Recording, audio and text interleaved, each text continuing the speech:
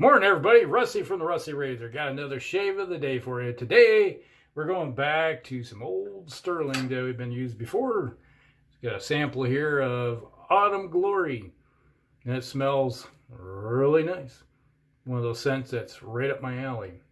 It's something I really love. You have kind of that dry leaves with a little bit of pine in the background, some dry grass, green grass, kind of scents coming across. Very very much a pleasure. There. Then when you lather it up, nice, got a little peak on there. Look at that. It smells really good.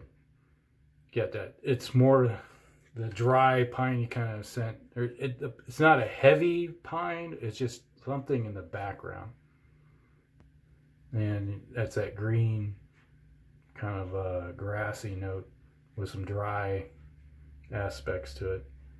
So very nice. All right, and today we're going to be using King C Gillette with second use of some Gillette Wilkinson blades. So we'll just go with the flow and see what happens with it today. I already have the Barbasol 1919 on. This stuff makes great pre-shave. It is very slick on the face.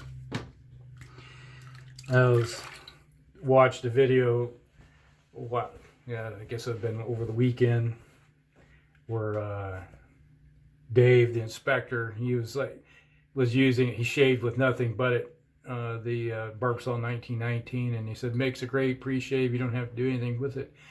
And I'm like, yes, it's a excellent pre-shave. So, if you ever decide to pick it up, well, I really start getting that pine scent kind of. Where are you going? Oh, right on top of my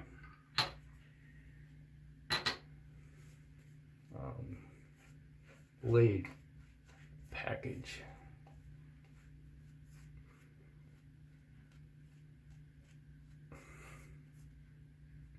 Yeah, it is a nice smell. I'm thinking I might need to put just a tad more water in this. Earlier when I did this up, I think I had it right, but it's been sitting here for a couple minutes.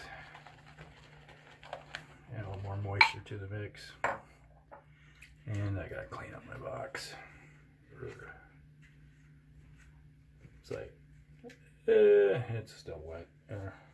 Like box got splat right on top of it. It's like Target ceasefire. We have direct hit. That's tank talk, in case you didn't know it. Oops. Notice I didn't get all the way up to the top there. Ooh, the blade working. Hear it crunching.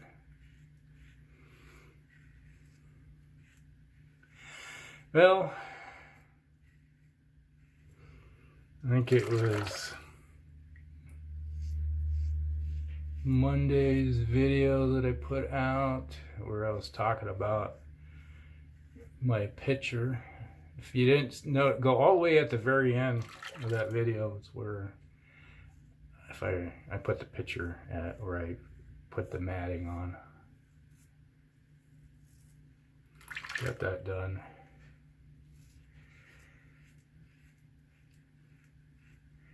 So it's been a week now since I got my COVID shot.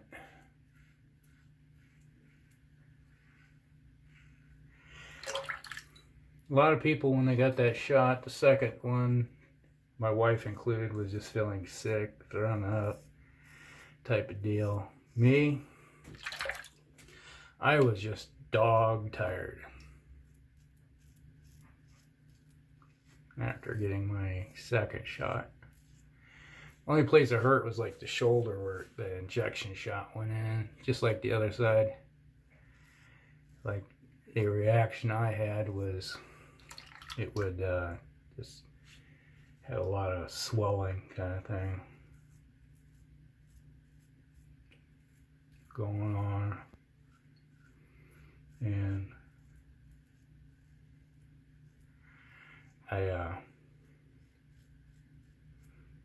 I'm normally like an Energizer bunny. I have a hard time sleeping. Well, for about 3-4 days, I was wanting to go to bed. I was that tired. That's how it affected me. You know, it's like, you know, the antibodies were working overtime. I don't think I had a fever or anything like that, but it was like one of those deals where like, I'm just going to go lay down. Didn't take any naps, but, you know, because I'm not a nap guy at all. But I went through and went to bed early. You know, it's like normally I go to bed about 2 o'clock. I was like, by midnight, I was like, I am exhausted. I just need to go to bed. And it's like unheard of getting 7 hours of sleep. I was sleeping for 7 hours each day. I was like, this never happens to me. Normally I would get about 5 before I'm up and running around again. But hopefully it will equate to not having to worry about stuff. Like all my friends have their shot now. They got a lot of, it's like the VA was giving out shots for vets and family members, you know, like spouses, over the weekend at our local VA. And so all my friends went over and got their shot. And so everybody, they were getting a single one where just one injection and you're done, one and done. And I had the two-piecer. So, well, let's see. It's like vast majority of the Americans are already done with the shot. Except for states we're having a hard time getting supplies, which my state didn't.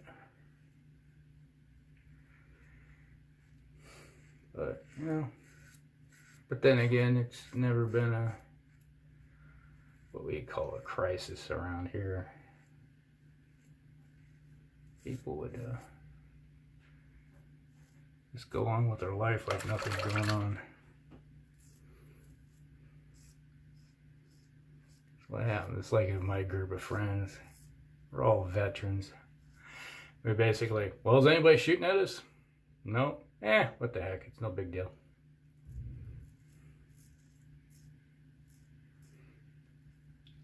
Never got too excited about it. Heck, makes you wonder. It's like all the military is when you join, and then when you go on a deployment someplace, you get.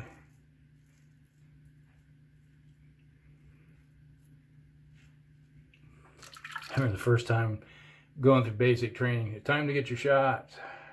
You're going down the line and you got medics on both sides. You're walking down, and they got the little air guns. You're going, ow, ooh, ow, ow, ow. And you got little blood streaming down your shoulders as you're, don't have any, you get your t-shirt off, and then they inject you with, it seemed like 1,000 different vaccines. And then you get your booster shots, and then you get your, it's like, oh, here's the newest one since all the chemical warfare stuff. And here's some anthrax vaccination. You get all that fun stuff. And then you're like, for the next week, you're like, oh, God, I feel terrible. But who knows? Is that maybe all those side effects of all the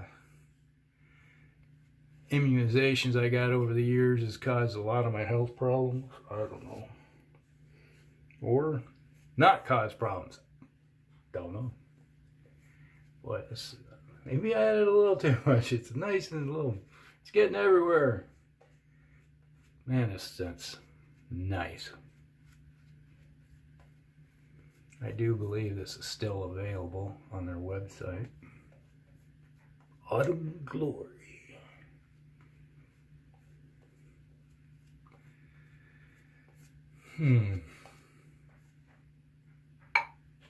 Yeah, and basically a nickel size amount of soap. And look at that, still got a big old blob left. Plenty.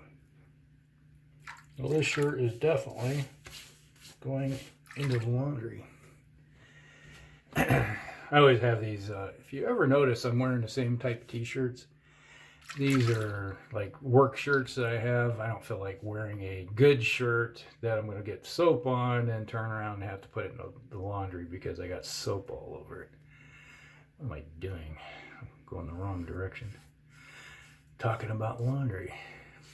And I got all discombobulated. And so it's just easier to throw a work shirt on. A lot of times I wear these shirts. It's like wear them to bed. It's my night shirt. So if it gets all beat up, it's not a big deal. Yeah, I got plenty of soap. Let's just get some on there. Get that swirl. Gotta go the other direction here.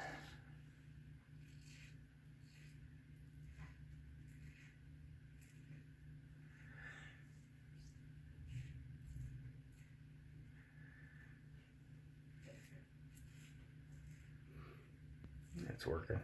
There we go. You sit there and go 4 or 5 different directions to get a swirl. It's like right there. There we go. Let's check it out. Yep, got it.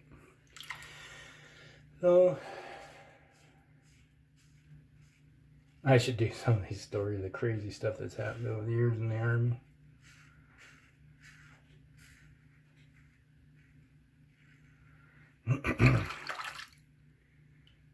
Stuff that's happened.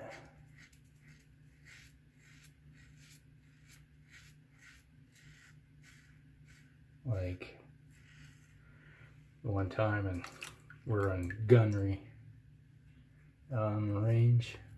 Out on the range. We we're down. This is at Fort Knox, Kentucky. We were on Yano Range, and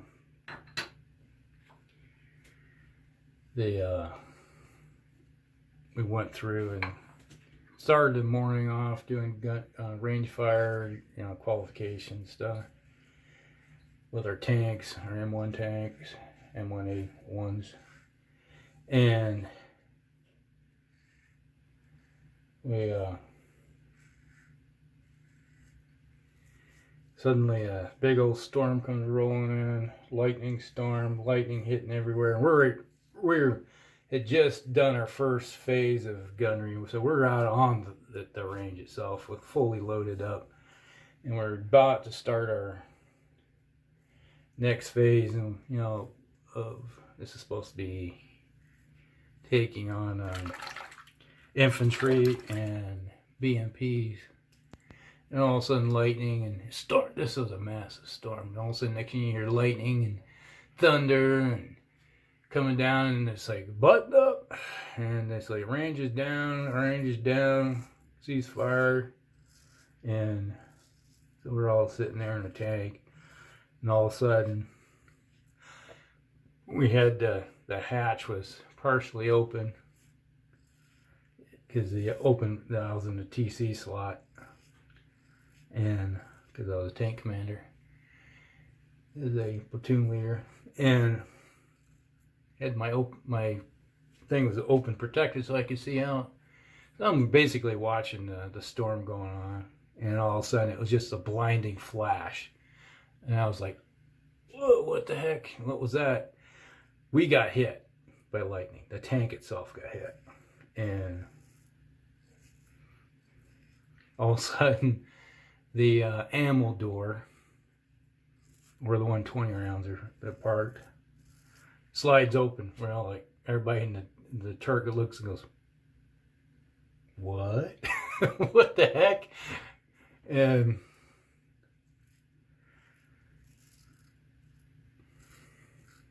that's not supposed to happen by itself. You got to push there's a little lever. You push on it and the door comes open. Well, we pushed the button. It wouldn't close. I said, hit the fuse. So we opened up the fuse box, looked over there, everything is fine. And so, and you're getting hit by lightning's landing, hitting the range and everything around you. And the 120 rounds go off with electricity. So electrical charge will set them off. So kind of like a primer for like dynamite. And next thing you know, it's like, I'm looking, it's like, get the bag out. So it was like, you got your little maintenance bag, and it has a little handle in there that opens up the, there's two doors. One behind the TC and one, it's like, here I'm at TC spot, and there's another door that's usually in the red. You can take the ammo out of this rack, set it over here where the loader would pull it out and get going. Now load it up. Takes about 3 to 5 seconds. If you got a really good loader that's pretty strong and agile, every 4 seconds you can put a round downrange. But so we've got the handle out, and you're sitting there. We're manually pushing this heavy, thick steel door shut while there's lightning coming down, like kind of like eyeballs and assholes going on right there. Everybody's a little motivated.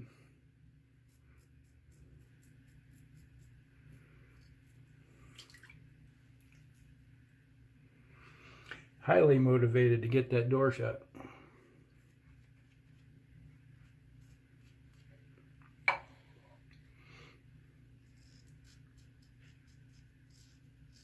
And the storm rolled through, and they said, all right, got out of the tank, and you had 2 antennas on the back of the turret. We usually had them, it's like if you're out in the field and you're running around, you could have them up high so you can get longer range out, but normally you got a little cord and you got a little hook on it, and you bend the antenna down so it's not up in the air. And we didn't have it up in the air because there's no reason, because the tower is only a quarter mile away, so you don't need a lot of antenna to talk to the tower. And they were exploded. It blew up. So when the lightning hit them, they detonated them. Just like, you just got a little shard here. It was like all on both of them where it hit.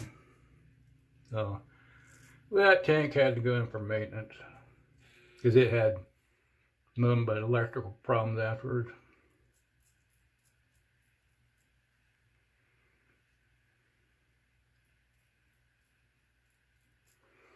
I'll make the dryers down.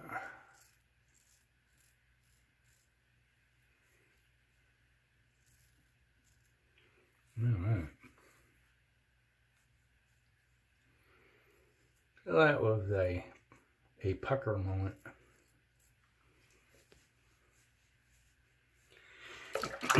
Not that that happens very often, but training accidents do happen.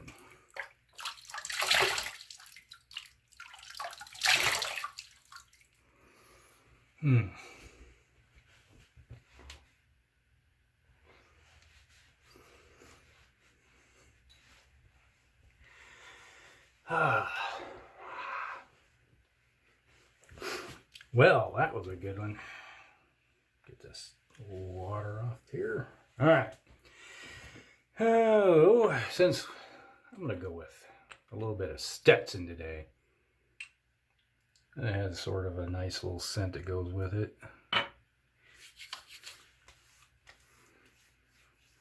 Kind of marries up a little bit.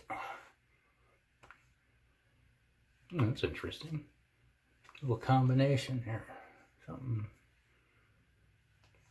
Like every time I use a different aftershave with a different soap, I always smell something different. Because you get some of the scents will counter each other so you're not smelling them. And then it allows certain scents to pop out. Kind of like almost like a rose. Almost like I'm smelling rose bushes. Don't know why. All right. Okay, that was Stirling's Autumn Glory. Nice scent. If you're into fall kind of smells, this would be for you. That was a King C Gillette with some Gillette Wilkinson blades. Second use on these, really good. Left a nice smooth shave for me. I like this razor, except for one thing, like I've always said.